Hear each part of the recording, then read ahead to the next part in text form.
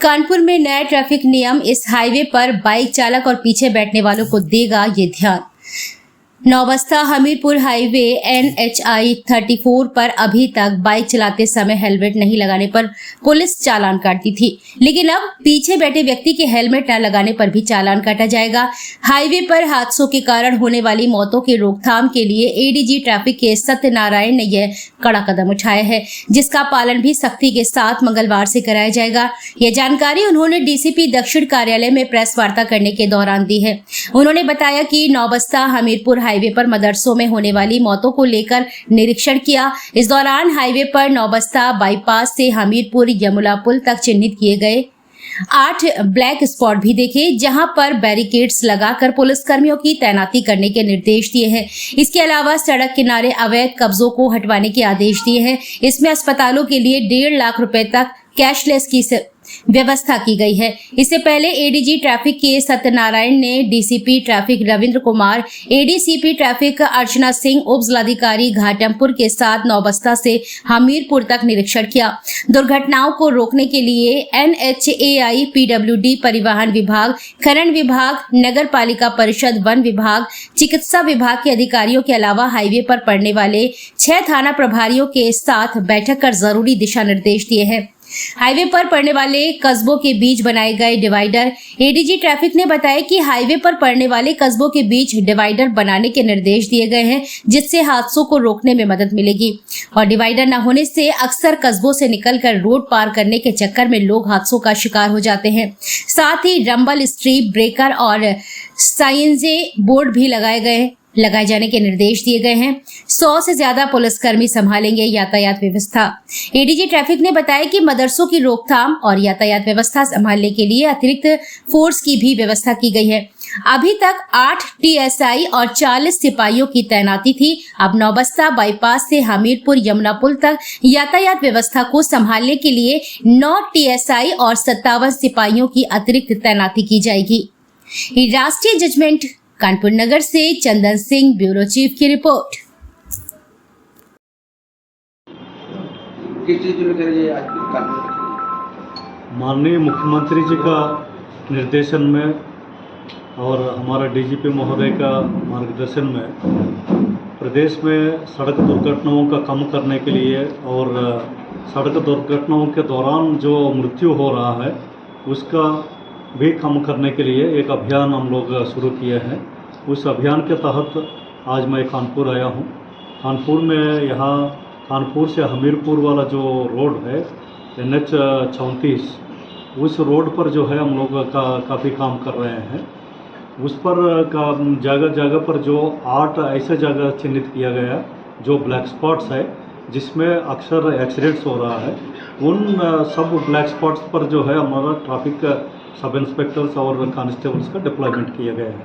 और साथ में जो है वहाँ पूरा रोड में आप देखे होंगे हम लोग साइनेजेस लगाए हैं और जितने बोर्ड्स है बोर्ड्स लगवाया गया है, फ्लेक्सीस लगाए जा रहे हैं। और साथ में जो है इस रोड पर बिना हेलमेट का 2 पहिया वाहनों का खिलाफ कार्रवाई भी किया जा रहा है। तो कोई भी 2 पहिया वाहन जो है बिना हेलमेट का या पीछे बैठने वाला जो व्यक्ति है वो भी हेलमेट पहनना होगा। तो इस प्रकार जो है उस पर चालान भी किया जा रहा है, कार्रवाई किया जा रहा है। और साथ में जो है जो ये इस रूट में पड़ने वाले जितने कस्बे हैं उन सब कस्बों में हम लोग जो है रोड डिवाइडर का प्रावधान भी अभी NHAI के साथ बैठ के वो भी हम लोग चर्चा किया। हमारा ट्रैफिक बैरियर्स जो है वहाँ बैरियर को वहाँ डिवाइडर के रूप में लगा दिए गए। और साथ में जो रोड के एंक्रोचमेंट जितने हैं, जो चाहे कहीं भी जो सब्जी बेचने वाले होंगे या फल बेचने वाले ठेले, इन सबको जो है DCP ट्रैफिक स्वयं जाके इन सबको हटवा के एक जगह करा दिया है। और यहाँ का जो कमिश्नर सर है वो अखिल कुमार सर का जो काफ़ी सक्रियता और यातायात व्यवस्था में उनका रुचि भी है, उस वजह से जो है यहाँ का व्यवस्था काफ़ी अच्छा देखने को मिला। और मैं इस रोड का मैं देख रहा था पिछले 5 साल का तुलन में अभी ये 18 दिन का जो है हमने देखा, हर महीने के एवरेज का हम लोग जो निकाल के देख रहे हैं, काफ़ी कमी आई है एक्सीडेंट्स में और डेथ में भी काफ़ी कमी आई है। तो फिर भी हम अभी जो है और सख्ती कर रहे हैं और काफ़ी कार्रवाई करके इस पर जो है कार्रवाई कर रहे हैं। कानपुर में जो महोदय लगातार चारों तरफ जो ट्रैक्टर ट्राली है बिना नंबर प्लेट की दौड़ रही है, कुछ लोग ग्रीस लगा रखे, इस पे क्या कहेंगे? आज जो है हम लोग मीटिंग किया था, NHAI और ट्रांसपोर्ट डिपार्टमेंट सब लोग आए हैं और ट्रांसपोर्ट कमिश्नर से मैं यहाँ आने से पहले ही उनसे मिला भी था और ट्रांसपोर्ट कमिश्नर, कानून विभाग के अधिकारी और पुलिस मिलके जितने ये जो ग्रीजिंग लगा के जो गाड़ियाँ आ रहा है, चाहे ट्रैक्टर हो या ट्रक हो या बड़ी गाड़ी हो, इन सब गाड़ियों के खिलाफ कार्रवाई की। एक सवाल और, कानपुर जो ट्रैफिक व्यवस्था है, जो ऑटो चालक हैं, गाड़ी वाले हैं, वो स्टैंड बना रखा है, जो मुख्य चौराहे पे, बड़े बड़े चौराहों पे स्टैंड बना रखा है, इस पर क्या कहेंगे?